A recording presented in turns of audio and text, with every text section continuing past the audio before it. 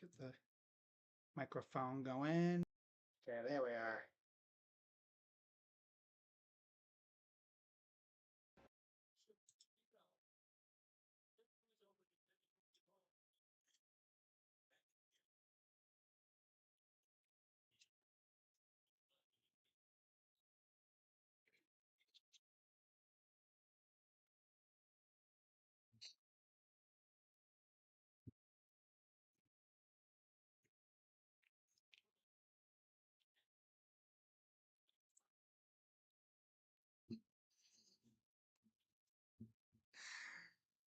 Oh man, you guys are probably wondering what's so freaking funny. Well, the Tigers might possibly choke a 15 and a half game lead in the AL Central. Like, even if the Guardians don't pull it off, that's still sad as hell. Oh, hang on. My microphone says, oh, it's unconnected. Be right back.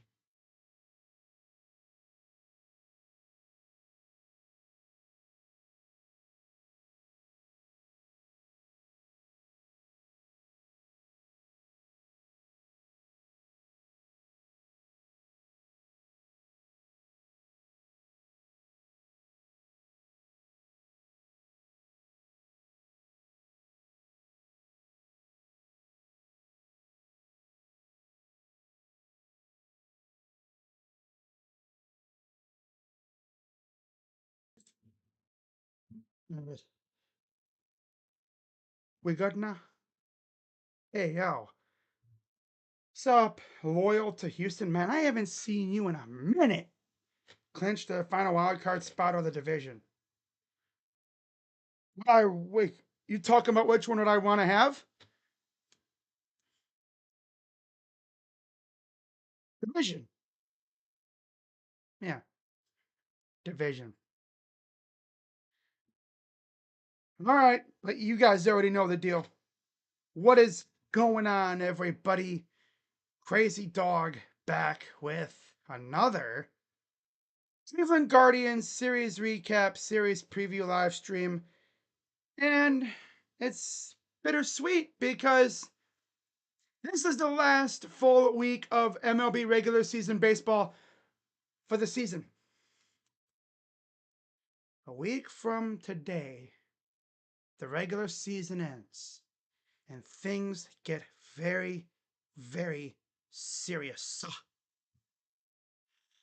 We might even get into the situation that all the teams are in, because I'm telling you right now, the Guardians ain't the only team that's fighting for their lives right now. Of course, the Guardians were in Minnesota, finishing up their final road series of the year against the Twins. Right? A team that, as we know, pretty much sold everything that wasn't bolted down at the deadline. Like, you saw their lineups and their bullpen in this series. Ugh. Garbage. I barely even knew half the dudes. The only ones I recognized were Buxton, Lewis, Wallner, and a few others.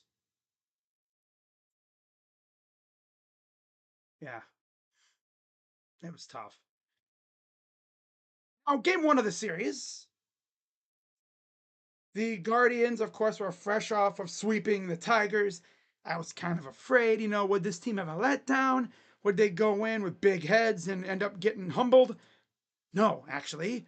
They would go into Minnesota and proceed to do pretty much what they did to Detroit. Pitching would dominate this series for the Guards. Now, game one of this series was a little testy. You had Parker Messick on the mound. He's been electric this year. I streamed the game. He was dealing for the majority of the game, but they couldn't touch him. Out of nowhere, for some reason, the defense decided to start playing like a bunch of freaking elementary school kids who have never played the sport before. And it all started with a derpy little ground ball that barely got past the mound. Parker ran to it. I think he might have panicked. His mental clock was probably speeding up at the speed of, like, it was going super fast. He's thinking, I gotta get him, I gotta get him, I gotta get him. He probably rushed his throw, and Kyle, bro, come on. That was the second little botch of the night for Kyle. The other one was, of course, the pickoff throw at first. I think it was the first. That's what happened before. Yeah, that bad throw, and then they tried to pick him off, and Kyle and his glove have a bad relationship. Apparently, they don't like each other. Two errors, both on Kyle, somewhat, but luckily that didn't come back to completely haunt us. 2 runs did score, but that's all the Twins would get. And you wonder, who's the guy, who's the hero in this game? Oh, it's simple. No, yeah, Noah Naylor. Two different 2-run singles. The first one, top of the first, got him on the board 2-0. Then, of course, the derping happened in the 6th. A wild pitch on a pickoff throw. And then Royce Lewis would score on a sharp liner to tie the game. Top of the 8th, Bo Naylor, Noah Naylor, comes up. 2-run single again, 4-2. Juan and Martinez would add a couple more runs with an RBI double from Steven. And then Martinez, a RBI double in the 9th as well, making it 6-2.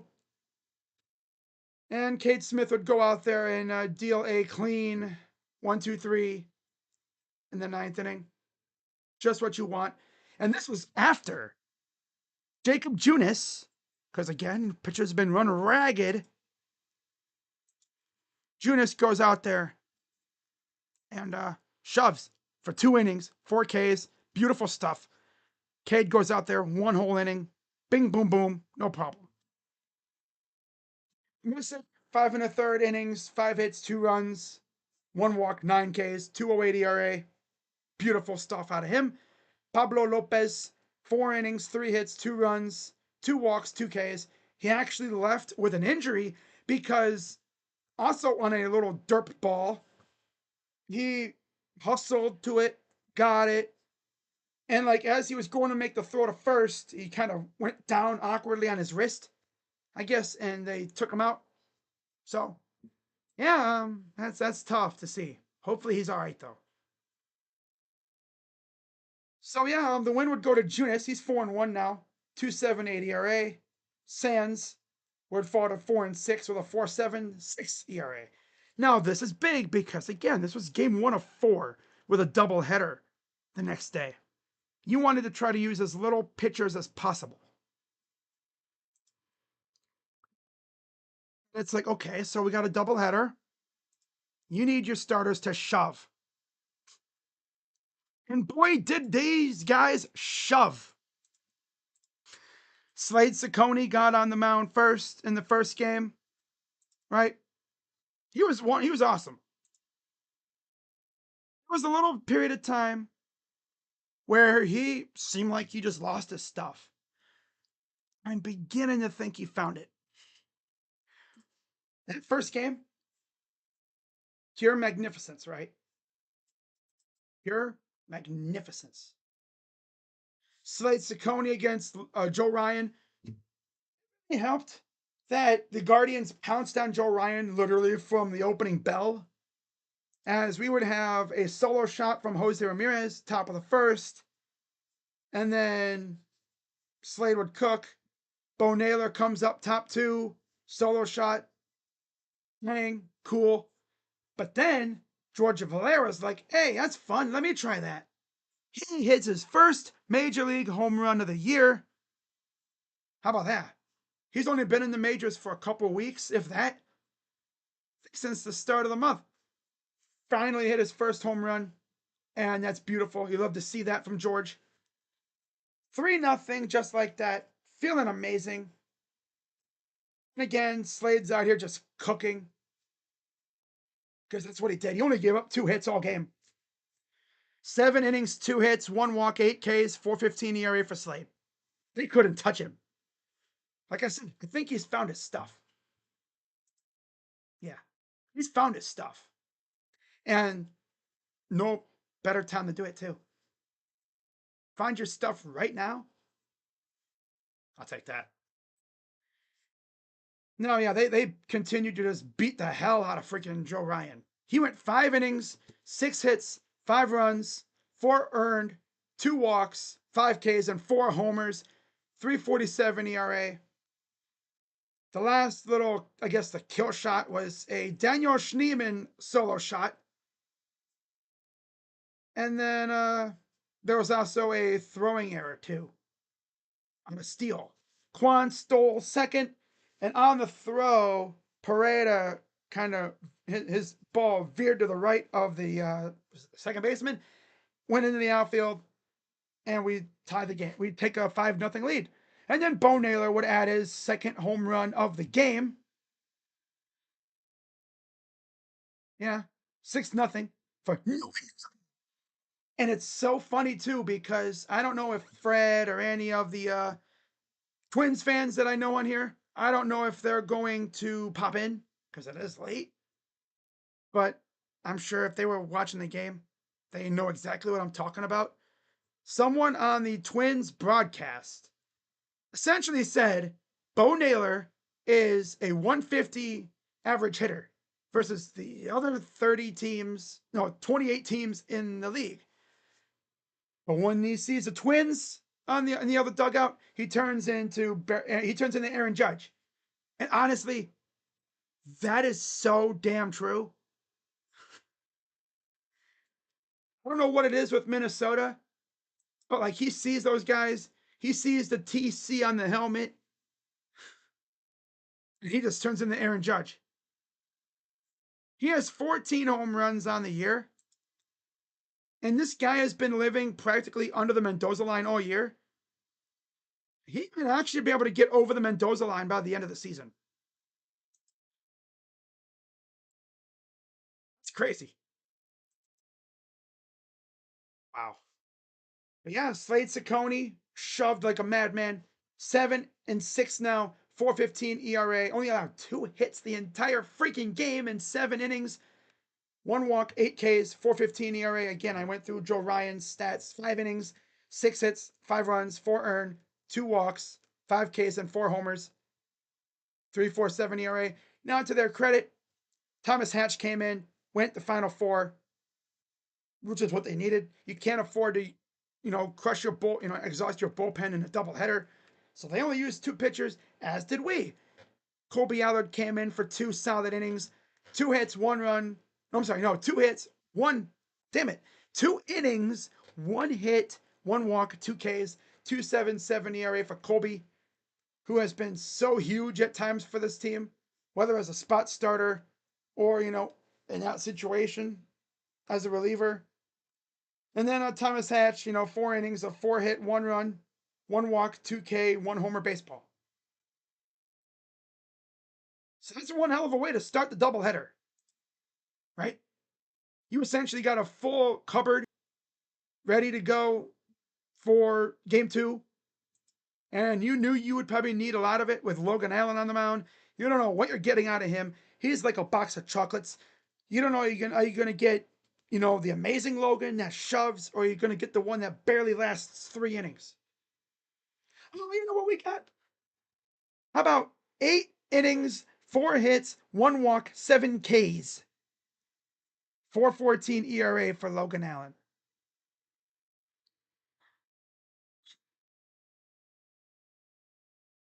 Innings out of Logan Allen when we needed it the most. Zach Kent came in for 1 inning, no problem.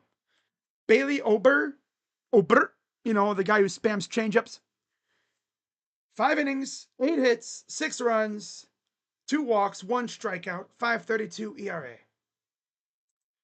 And all of our runs were in the 5th inning, pretty much. Yeah. It was pretty even through 4. Top of the 5th comes up, Stephen Kwan 2-run single. Kyle Manzardo, RBI single. Gabriel Arias, RBI double. 2-run double, excuse me. CJ Kayfus, RBI single. And that was all against Bailey Ober. And they would take him out. Top of the 8th, Stephen Kwan would strike again with a 2-run single, and he would finish the game with 4 RBIs. Love to see that. It got so bad that by the end of the game, they had taken out J-Ram and Kwan because, again, they've been on their feet for, what was it, freaking 17 or so, 16, 18 innings, damn near. Literally, I think Kwan was out in left field for both games. Get him off his feet. You're up 8-0. You got your stats, 4 RBIs on 2 hits, 5 ABs. That's not too bad. Not too shabby, I'll say. Of course, Bailey, 5 innings, 8 hits, 6 runs, 2 walks, 1 K, 5.32 ERA. And then once again, Mick Abel comes out there and goes 4 innings. 1 hit, 2 runs, 2 earned, 3 walks, 6 Ks. 7.32 ERA for the former Philly. So both teams used 4 pitchers apiece. The 2 starters and the 2 relievers. Even though we got to their starters, they still had a bullpen guy come in and just eat up innings.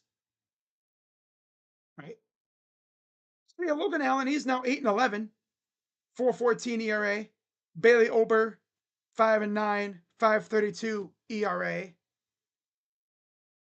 That was tough on my fantasy team, but oh well, it is what it is. Against Saccone, 7-6, 4.15 ERA.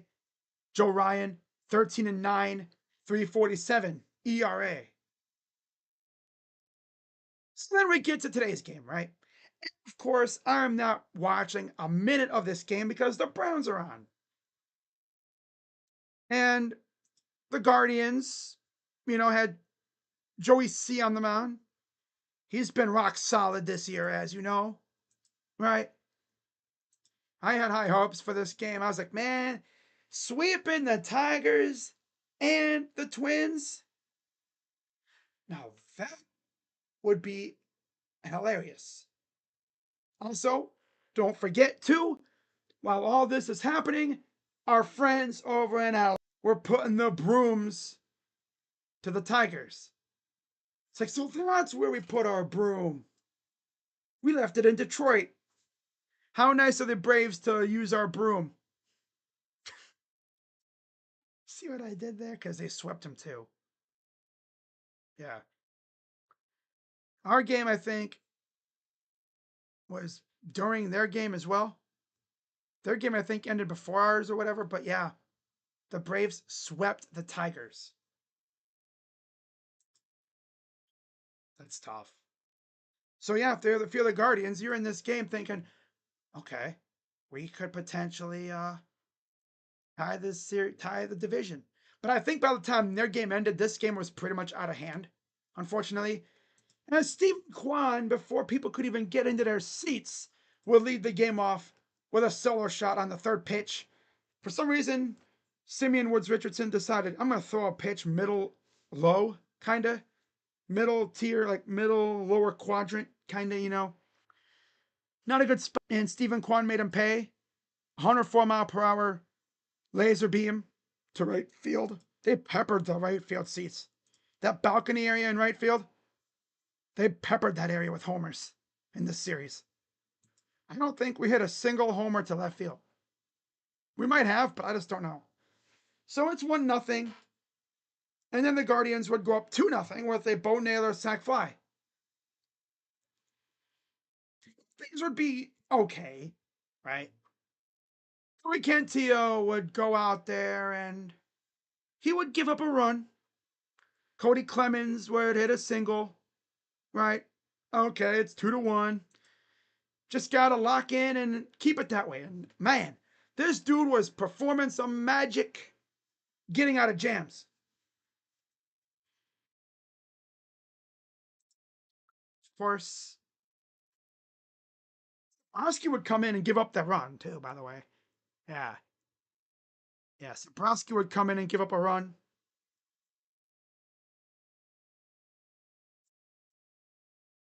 It's like, okay. All right. That's not optimal. That's not optimal at all. You know, he came in and yeah. 2-1. Cody Clemens.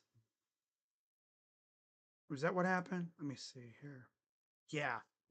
Cody Clemens, bottom of the third, single on a line drive, made it 2-1.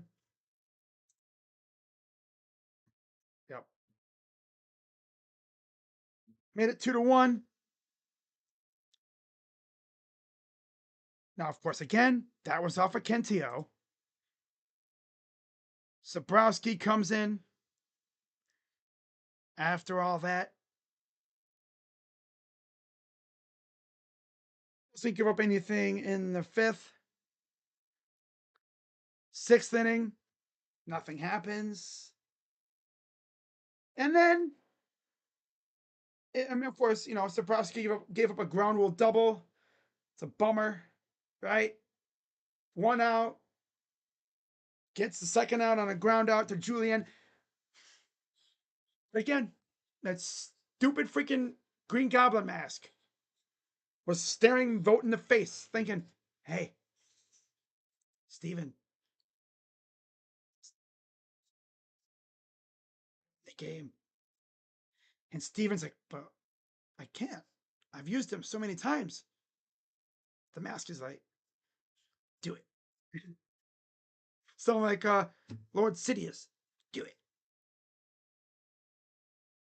And then he's like, fine, I'll do it. Matt Festa comes in the game.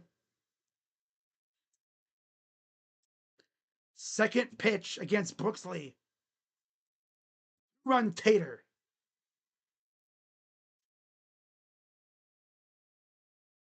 Of course. Of course, he had to push the button and he's right in the face. So it's 3-2 Twins. This is the first time the Guardians had trailed. Sheesh. Since the Tigers series? The last game against Detroit when we were down 1-0? Then Tim Herron comes in the seventh. And whole mess of stuff happens. A single on a grounder. Throwing error. Garbage. You know. Royce Lewis comes up, 2 on, 2 out for against Hunter Gadass. And of course, Royce Lewis takes an 88 mile per hour slider in his favorite spot, crushes it to left field. 3-1 Tater, 6-2 Twins. Of course. Now, it wasn't off our starter, so the starter streak continues where the starters have not given up more than 2 runs. And I think it's what now, 19 consecutive games. But the damn bullpen. So it had to be Matt Festa. Durr. Stephen Vogt just cannot help himself when it comes to Matt Festa. He can't. If you're told, Stephen Vogt, all right, either you learn a different language or don't use Matt Festa, he'd be out here speaking Spanish by next week. Of course, he's not going to stop using him. If we miss the playoffs because of that garbage, classic. Yeah, congrats, Guardians. You were 1 game out of the division, but you missed the division because you had to use Matt Festa against the Twins in that 4th game. And it's simply because Cantillo just couldn't go deep in the games like the other 2 could. And Cantillo didn't even do bad. Sabrowski wasn't bad either. Festa just stinks, that's all. I don't know why they keep going to him in those big moments. Stupid. So yeah, did the Guardians threaten really at all in this game? Not really, from what I saw. Looks like most of their damage was in the beginning of the game. We had 4 hits in this game, and one was the homer. One was a single by Manzardo. That was in the top of the first. A single by Rocchio in the second. And then there was, I guess there was a throwing error where Rocchio got on base.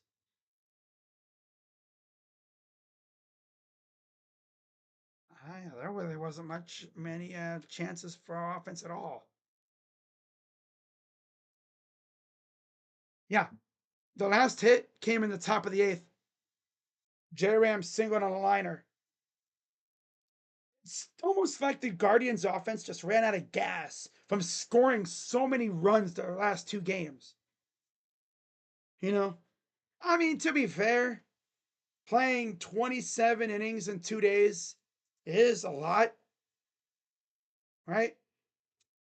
It's kind of why I wish when we were up a lot and in that last game, we took out our main guys, get them off their feet for a little bit, knowing that there's a game bright and early the next day. That's what I would have done. But hey, it's just me, right? Saying everybody, just your main guys. Of course, Quan and Ramirez were already out of the game. But like anybody else that you knew was playing the next day, you get them out of there, you get them off their feet, let them decompress for a bit, get them ready to lock in tomorrow or today. It's like they were just pooped out. They ran out of gas. It happens. You know? It freaking happens. And now, as my camera is trolling the hell out of me right now.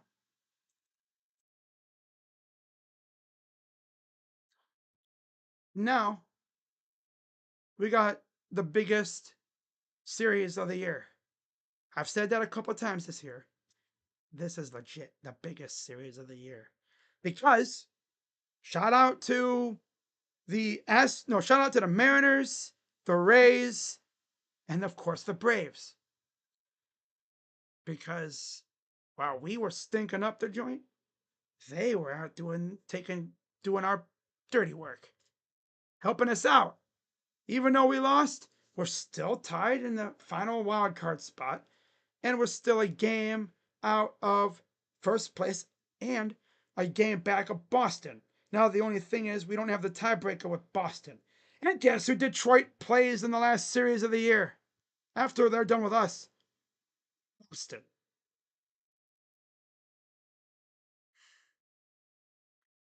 So in terms of rooting interest for that series, it's tough. Because if we have a chance at the division, I want Boston to win. But then it's like, knowing who we would face in a potential wild card series if we were a wild card team, if we passed the Red Sox, I believe we would end up playing the Yankees. And I'm not trying to go to Yankee Stadium for a 3-game series against those guys. But if we were the final wild card team, we would face the Tigers for a 3rd time in 4 series. Or 5 series.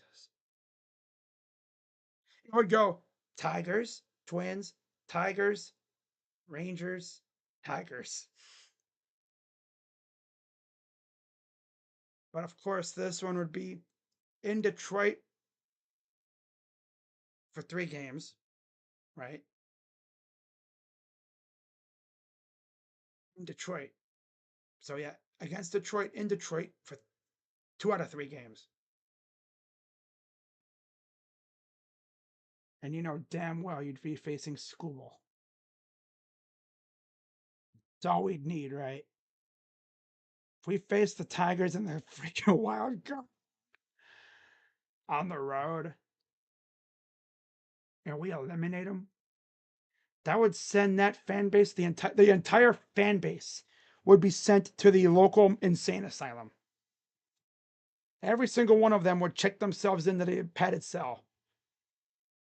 In their sleep, all they'd see is Chief Wahoo and Slider.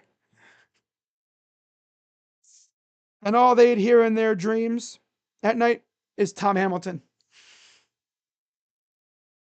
Oh my God. They would never want to see the Shield C logo or the name. They wouldn't want to hear their name Guardians ever again. They wouldn't be able to watch the Guardians of the Galaxy because they see Guardians and they think about us. Anyways, let's go look at the chat here. What's up? Eric says, let's go Guardian. Here we go, Guardians. Yeah, yeah. What's up? Talking and grubbing. Haven't seen you in a minute. How are we feeling? I'm feeling great. Taking 3 out of 4 against Minnesota. Sure, yeah, 4 would have been great. But again, I just think our offense ran out of gas. Off day tomorrow. And then back at home to face Detroit for the 3 biggest games of the year. By far. So yeah, Funderburk got the win. He's 4-1, 3.79 ERA.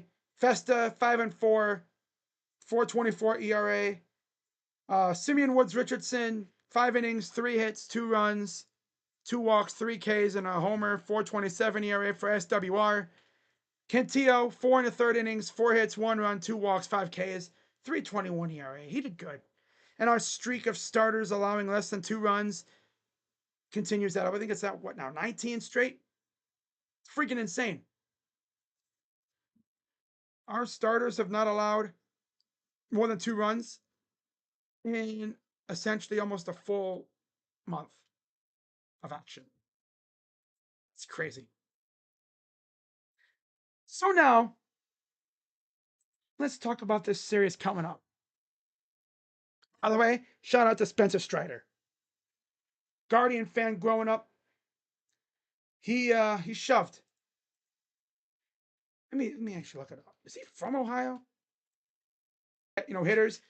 Going to be Mize. Oh, my stream must have crashed or something. Briefly, it must have disconnected. But yeah, I was just talking about Spencer Strider. Nothing important. You look at this series, right? Originally, it was supposed to be Mize versus Gavin, I believe, or something. It's Skubal.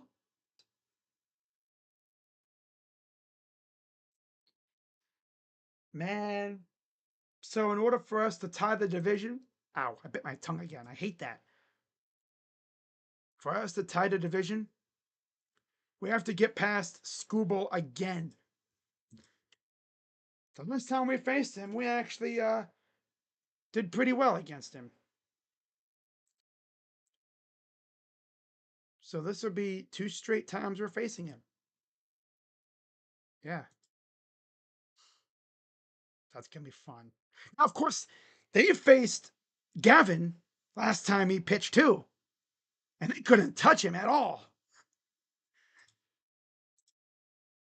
That's the beauty of it. It's like a lot of these guys faced the Tigers in their last outing.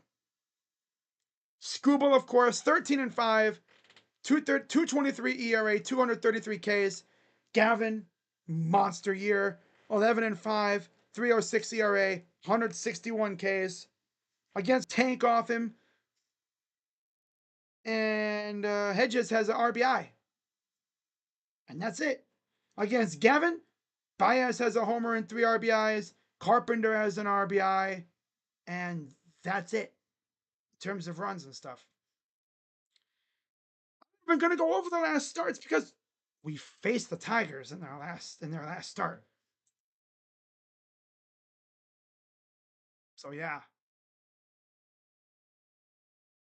That was fun. I'm trying to think. Did he face Gavin?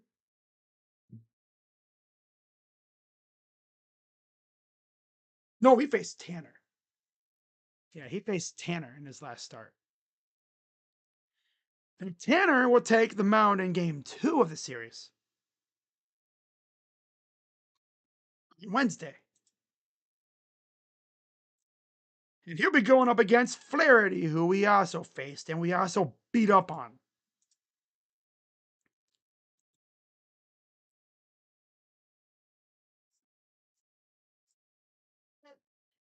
All right, so that's the beauty. I don't even need to go over how they did because we faced them last time. We know how they did. Flaherty 8-14, 4.60 ERA, 182 Ks. Bibee 11-11, 4.30 ERA, 157 Ks. And this is what's crazy for Tanner. He has a chance to finish the regular season above 500. I know. That's crazy. This dude's been under 500 in his pitching record all year. He's had a tumultuous season, ups and downs I mean, there was a time where this dude couldn't have an outing without giving up response runs. He was pissing me the hell off. But you know what? I'll give him credit. His last outing, he was fantastic. Went toe to toe, bar for bar, M for M with Tarik Skubal. You give him a lot of credit for that. On the road, too. You know? He went bar for bar with Skubal. Gave up 1 run. He looked like vintage Tanner. Tanner from previous years. And I'm telling you, if he does that again this time, if I'm Tanner, playoffs or not, I'm going into this offseason feeling good. Like, damn, my last 3 or so outings were fantastic. Granted, the opponents were not very good. He shut down Chicago, and he pretty much went and did the same thing to Detroit. He allowed 1 run in his last 2 outings, I'm pretty sure. Yeah. I'll say that. Does he have another one in him? We'll see. And then final game, of course, against Flaherty. J Ram has 2 home runs and 3 RBIs. Bo Naylor has a homer and an RBI. Martinez has a homer and an RBI. Kwan has an RBI. And Valera, who's 8-14, 4.60 ERA, 182 Ks. Tanner, like I said, 11-11, 4.34 ERA, 157 Ks. Carpenter has a homer and 3 RBIs. Hayes has 2 RBIs. Dangler and Green each have an RBI apiece. And McKinstry has 2 as well. That's it. Now it's important to note the Tigers actually DFA'd Charlie Morton. Hinch moving Skubal up to start first game shows he doesn't trust the rest of his pitching staff. No. They're desperate. They are 5-alarm fire, all hands on deck. We're desperate as hell because they know they need this game on Tuesday. If they lose that game, actually check something real quick, guys. I'm 95% certain we have the tiebreaker versus them this year if we win this first game. Because we swept them just now, right?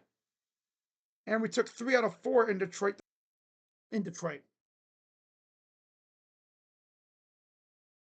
So we took 3 out of 4. It's funny too because we took 3 out of 4 from them the first time. This damn fly flying around over here. This fly's like damn fly flying around over here. This fly's like stupid. Stupid. I should have just swatted him, but I should have just swatted him, but I don't want to break my computer again. But like, we swept. We took 3 out of 4. We took 3 out of 4. Then they swept us in Cleveland during our 10-game skid.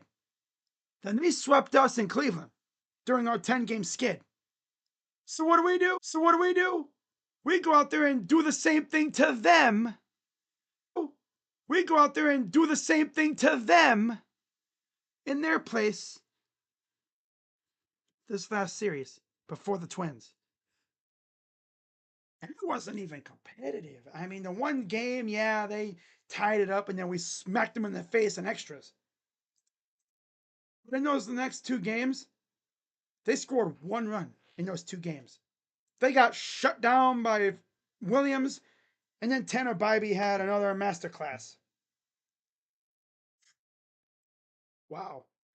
This is even crazier, right? This just goes to show you how nasty this pitching staff, the starting staff, can be. After that 7-5 game, was the amount of runs that we've given up. 0, 1, 2, 0, 0, 2.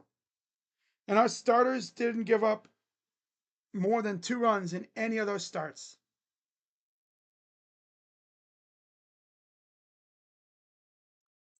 Now, when it comes to possibly the coup d'etat, hopefully, what if we go out and sweep the freaking Tigers? You know what that would mean? If we pulled off another sweeperoo of the Tigers, which would just make me laugh hysterically, I would probably go live and just laugh for an hour straight. Really? But you know what I'm saying? I would do a whole ass video just laughing. Because how would you hold a 15-and-a-half game lead in the division and then get the brooms stuck up your butt in the final 2 series against the Guardians? That wouldn't even be a sweep in them. That would literally be us taking the broom and sticking it up their butt. That's what it is. Or using their face as a pinata. That's actually what it would be. Yeah, we would take the broomstick and we would use their face as a pinata, just to whack them in the face over and over again. Oh, that would be tough. Because again, we would own the tiebreaker. So that'd be an extra game. Yeah. Because again, we swept them in Cleveland. Right? No, we didn't sweep them in Cleveland. We took 3 out of 4 the first series. They swept us. Right? We sweep them in Comerica. So that's 3-6 to 3. We're up 6-4. Yeah. Oh, 7 6 6-4. Yeah. So to clinch the magic number, we would have to win, I think, 2 out of 3. Yeah. To clinch another tiebreaker, I believe we'd have to win 2 out of 3. Because we're up 6-4 on them right now. Because we took 3 out of 4 and then swept them. And then they had that 1. So yeah. We win 2. We officially seal the tiebreaker, which would essentially be an extra game. Heading into that Boston series, that would be huge. Because they would have to sweep them. Even then, we'd have the tiebreaker over Detroit. So that would that could almost mean we'd clinch the division out of nowhere. Could you just imagine? Imagine if we somehow won the division last second. Imagine being the Guardians, the people that plan the celebrations.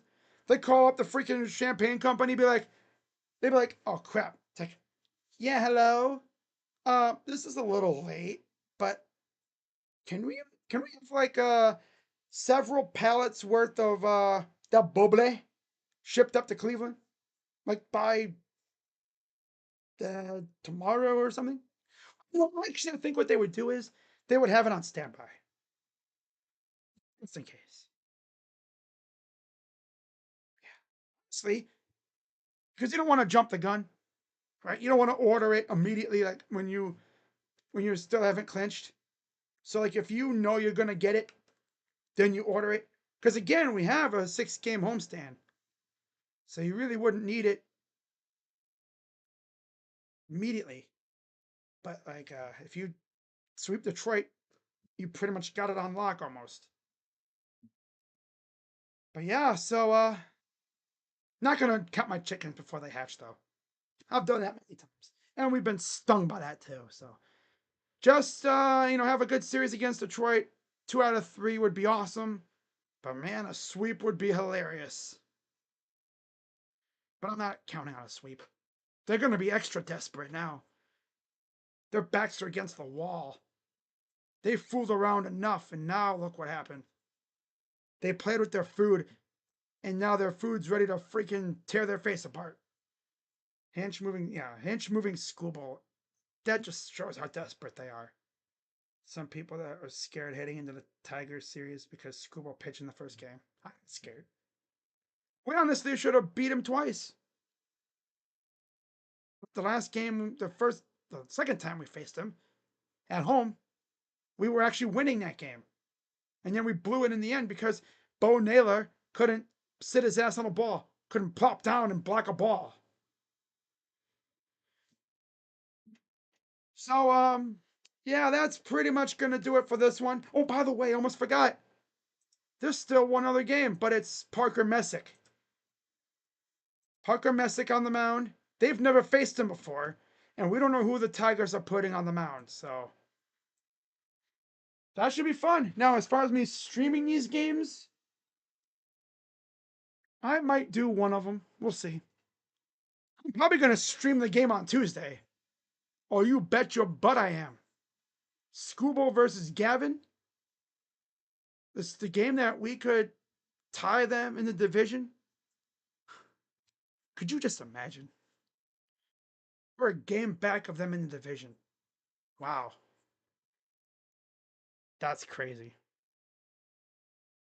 That's insane. Gotta take it one game at a time, though. Should be fun. But yeah, guys, with that being said, I'm going to wrap this up. Have a good rest of your night. And I'll be live tomorrow for Victory Monday. At least the Guardians don't play tomorrow, so I can focus on Victory Monday tomorrow. That's good. So I'll be live tomorrow for that. And then Tuesday, I'll probably go live for Game 1, Guardians and Tigers. Skubal versus Gavin. Should be a banger. I'm ready for it. And shout out to Loyal to Houston, Eric, and Talking and Grubbing for popping in. This is my second to last, no, my third to last. Because I have this one. I have the Tigers recap, Rangers preview, and then of course I have the season recap one where I recap the Rangers series, and then the season in general. Unless we make the playoffs, then I'll preview the series if we even know who we're playing, because we might win the division. Yeah, it's hard to say. But again, I don't want to jump the gun, so I'll see y'all on Tuesday for that. But of course, I'll be live tomorrow for Victory Monday because we beat the Packers. Yeah. So with that being said, I'm Crazy Dog. Let's go, Guards. And I'm out. Bye-bye. Yeah.